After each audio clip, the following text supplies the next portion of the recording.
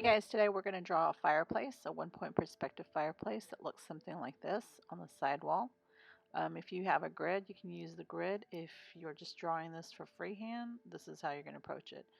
You're going to draw a horizon line, then a floor line. There's the ceiling line. And then you're going to give an edge to this room. So here's my edge to the room here. And then you probably want to erase the lines to the right of that wall, but this is the vanishing point, and you'll go from the floor line and also to the ceiling line from the vanishing point. Now, if you haven't watched the grid tutorials for the one-point grid, you should go ahead and watch that. But this is for those of you who already have the grid and now you want to specifically draw a fireplace, and this is how the steps on how to approach a fireplace. You'll start with a footprint of the fireplace on the wall that you want to draw the fireplace on. You're going to use horizontal lines first for the width of it. Then you're going to use the vanishing point line so you can get the overall footprint of it. So here's where like the hearth will be, and then the box closest to the wall is where the fireplace box will be. Now I'm going to go ahead and draw my vertical lines at the four corners. So that gives me the kind of guideline of where the fireplace is going to be. Then you're going to determine the height of your fireplace. Now, of course, if you have a grid, you're going to count however many boxes for the height. Because I'm drawing this freehand, this is where I think my fireplace top will be. So I'm going to go to the vanishing point for the top of that. Then I'm going to use the T-square for the end fireplace. Now I'm going to draw the profile for the molding. So this is the profile for the molding. I'm going to take each of those little lines. I'm going to go to the vanishing point.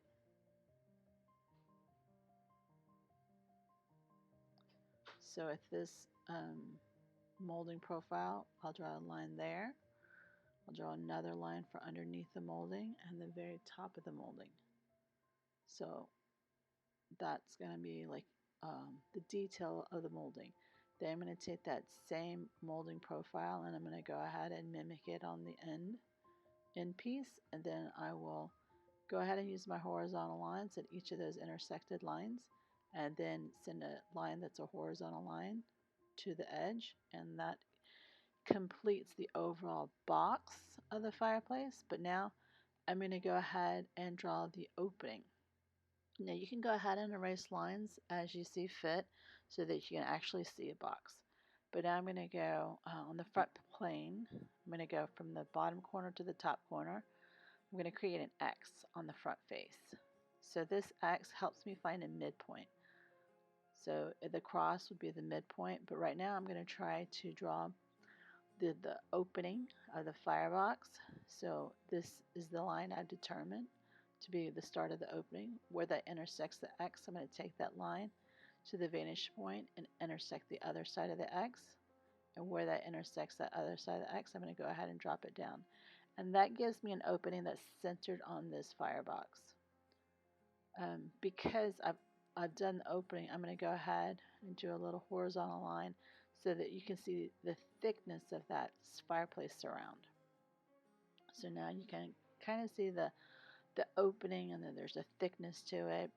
Because this fire opening is below the line, the horizon line, that's the only depth that you'll see. Now, if you have a very deep firebox, you can offset that line a little bit more to the right. So if this is just an angle to that firebox, so that there's a depth of the firebox, so that the fire can stay. And it really kind of depends on what kind of fireplace you have, but this would be the overall the depth of the firebox if it was a little bit deeper, more of a traditional look. Now you can, from here on out, you're going to look at the reference image and you're going to look at what kind of details you have and the offset. But if you have another surround that you're going to do, Again, you're going to use that whole X trick where I intersect this X line. I'm going to take that line back to the vanishing point. And this is basically how I center anything on a perspective. I draw an X from corner to corner, and then I draw the intersection lines. And so where that intersected that X, I'm going to go ahead and drop a line down, and that becomes more of a detail. So you can use your reference image, but this is basically how you're going to draw a fireplace. Erase the lines as you see fit and detail as you see fit, and that's about it. I hope that helps you, and I will see you next time.